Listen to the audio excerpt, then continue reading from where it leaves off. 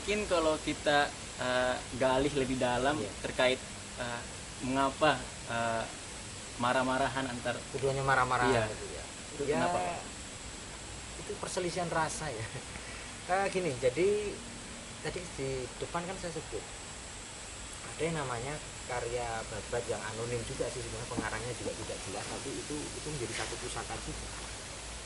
Itu dalam pupuh yang menceritakan sebab musabab keduanya menjadi tidak bersapa itu memang tidak semua orang boleh menceritakan, jadi tidak semua orang boleh membuka itu, karena bagi orang Loano sendiri hal itu tabu dilakukan. Tapi ya sekilas saya akan ceritakan bahwa Dewi Retno Malangan ini kan sebenarnya seorang putri dari Majapahit. Seorang putri dari Majapahit, kemudian Pangeran Anden ini itu adalah putra dari Batara Loano. Yang di babat itu dikisahkan bahwa Batara Loano dan pendiri Majapahit atau Raden Wijaya itu bersaudara. Kemudian Batara Loano ini mengirimkan Pangeran Anden ke Majapahit dan sampai di sana belajar tentang ilmu pemerintahan dan sebagainya, ilmu perang dan sebagainya. Akhirnya pada suatu hari Pangeran Anden ini luluslah wisuda begitu ya. Nah, wisuda oleh Prabu Hayam Wuruk, dalam babat ini dikatakan dikisahkan oleh Prabu Hayam Wuruk, wisudanya Pangeran Anden itu diberi satu gadis palilah. Palilah itu kalau dalam bahasa Indonesia pemberian, hadiah. Nah, diberi hadiah perempuan gadis cantik yang bernama Retno Malangan itu. Tapi Ada tapinya. makanya tadi saya cerita bahwa ada kisah cinta yang dramatik ya. Sebelum Nyai Dewi atau sebelum Dewi Retno Malangan ini diberikan kepada Pangeran Anden, itu beliau sudah menjalin hubungan dengan putra raja itu sendiri, namanya Pangeran Jayakusuma. Pangeran Jayakusuma inilah kemudian karena Dewi Retno Malangan ini atas perintah raja ya diberikan kepada atau sebagai tanda wisuda dipalilahkan kepada Pangeran Anden, hanya mereka putus. Tapi putusnya ternyata kalau anak sekarang itu ya nggak bisa move on, Belum selesai. belum selesai. Jadi Pangeran Jayakusumanya belum bisa move on dari Dewi Retno Malangan. Kemudian sesaat wisuda Pangeran Anden dan Dewi Retno Malangan pulang ke Loano sini, ke Bagelen ya, dulu kan ini kan namanya kan wilayah Bagelen. Bagelen dan ibu kotanya di Loano. Pulang ke Loano ini Pangeran Jayakusuma di sana ngamuk, di sana itu ngambek gitu. Jadi ceweknya dibawa kecewa lah, nggak bisa move on, makanya ceweknya dibawa Pangeran Anden dinikahkan dengan pria lain begitu, karena itu kan jodoh ya begitu. Kemudian dia menyusul dari Majapahit ke Loano ini, mencari ke Loano, dan ya itu tadi ada sebenarnya kisahnya itu panjang sekali mas kalau kita kisahkan, karena ini hubungannya nanti dengan sejarah Banyurip. Banyurip itu adalah salah satu dari wilayah di Bagelen, dan Banyurip itu penguasanya adalah adiknya Pangeran Anden. Rumit, cinta kisahnya rumit. Nah, ketika Jayakusuma itu pergi dari Majapahit, dia diiringi adik perempuannya yang namanya Dewi Galuh. Ya, nah Dewi Galuh ini ketika mereka mengembara sampai di bumi Banyurip itu, singkat cerita saja, Dewi Galuh ini akhirnya oleh Pangeran Jayakusuma diberikan kepada Pangeran Manguyu atau yang tadi adiknya Pangeran Anden. Jadi Pangeran Anden itu dua bersaudara nih.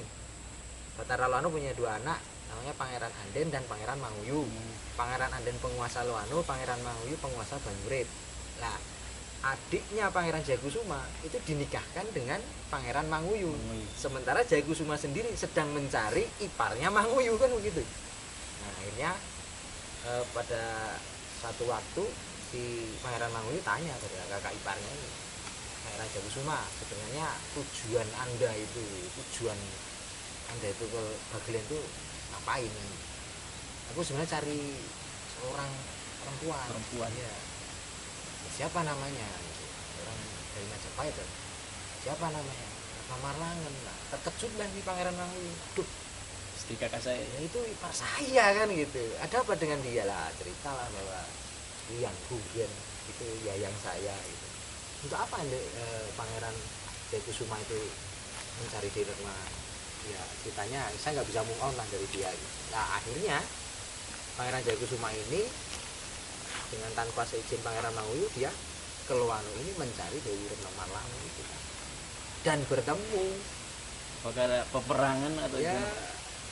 mungkin CLBK ya, cinta lama bersemi kembali. Tapi dari Marlangan dia kan menghargai suaminya karena dia sudah istri orang, dia sudah wanti-wanti juga kepada Jayakusuma bahwa udahlah kita selesaikan saja. Tapi Jayakusuma masih bersikeras untuk tetap akan merebut Dewi Marlangan itu. Dan atas peristiwa itu yang tadi Mas kan tanyakan, atas peristiwa itu Pangeran Anden kan cemburu Cemburu. nih. Cemburu kan, cemburu, kemudian mereka marahan. Tidak bertegur sapa. Nah, itu akhirnya pada suatu waktu di bawah pohon ini mereka bertegur sapa. Dan untuk mengenang kejadian itu, wilayah dulu namanya Singgilopuro sebelum Loano ini panjang lagi kalau diceritakan kan. Namanya wilayah Singgilopuro itu oleh orang-orang disebut Loano, atau di bawah pohon lo mereka bersapa. Nah kemudian untuk mengenang itu, masyarakat atau pangeran keluarga kerajaan Loano atau keluarga Kadipaten Loano menyematkan Loano itu sebagai gelar dari Pangeran Adipati Anden. Makanya gelarnya adalah Pangeran Anden Loano. Yang pertama berarti. Yang pertama. Dan itu para Adipati Anden Loano ini menurunkan, nantinya kalau ada waktu kita bisa lebih menelisik sejarah Loano lagi, yaitu menurunkan ke nanti ke Wangsa Gagak. Jadi Wangsa Gagak itu keluarga Gagak yang kelak di kemudian hari mewarnai sejarah Diponegoro, kemudian ya banyak hal lah tentang di Bagelen ini. Dan terakhir nanti akan sampai di Adipati Loano terakhir, yaitu Gagak Handoko, Ngabei Gagak Handoko, yang mempunyai peran penting dalam sejarah perang Diponegoro di Bagelen Utara. Begitu Mas William, kira-kira sejarah Loano seperti itu. Dan ini tempat ini yang menjadi satu penanda zaman bahwa ini loh Loano. Cuma sayangnya kita sampai hari ini belum bisa mengaktualisasikan tentang pelestarian pohon lu itu sendiri, karena pohon lunya kan juga sudah lama tidak ada. Tapi ya insya Allah nanti juga kita pasti kita sudah berniat untuk menanam kembali pohon lu itu sebagai penanda zaman, jadi sebagai memori masyarakat juga bahwa ini loh sejarah Loano itu berawal dari sini. Jadi saya kira Mas Fikran sejarah Loano kita Cerita yang cukup panjang ya Pak, dan mungkin ada beberapa cerita yang bisa kita gali lagi sebenarnya, dan mungkin di episode atau part-part berikutnya kita akan bercerita tentang sejarah-sejarah dari Desa Loano yang sangat banyak, bisa dibilang sangat banyak ini.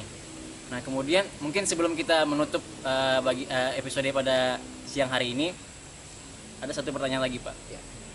Nah mungkin kalau sekarang orang-orang itu melihat atau mendengar Loano itu Loano, Ya. Loano. Oh saya jadi Loano Loano. jadi ya. Padahal sebelumnya Loano. Loano. Nah, itu bagaimana Pak kira-kira? Oke. Ini pertanyaan yang banyak orang tanya dan saya capek untuk menjawabnya. Nah, tapi dari podcast ini kemudian nanti juga kita share melalui media sosial. Semoga ini sudah tidak banyak tanya lagi. Jadi Bisa menjawab. Ya, jadi ini hubungannya nanti dengan perang Diponegoro. Perang Diponegoro. Jadi Loano itu memang dari inskripsi Jawa hurufnya Lo, Wo, dan No. Loano begitu. Tapi dengan berakhirnya perang Jawa, kemudian terbentuknya Kabupaten Purworejo, Loano ini diturunkan statusnya tidak menjadi kadipaten lagi, tapi dia menjadi satu distrik. Distrik itu kalau zaman sekarang udah nggak dikenal ya.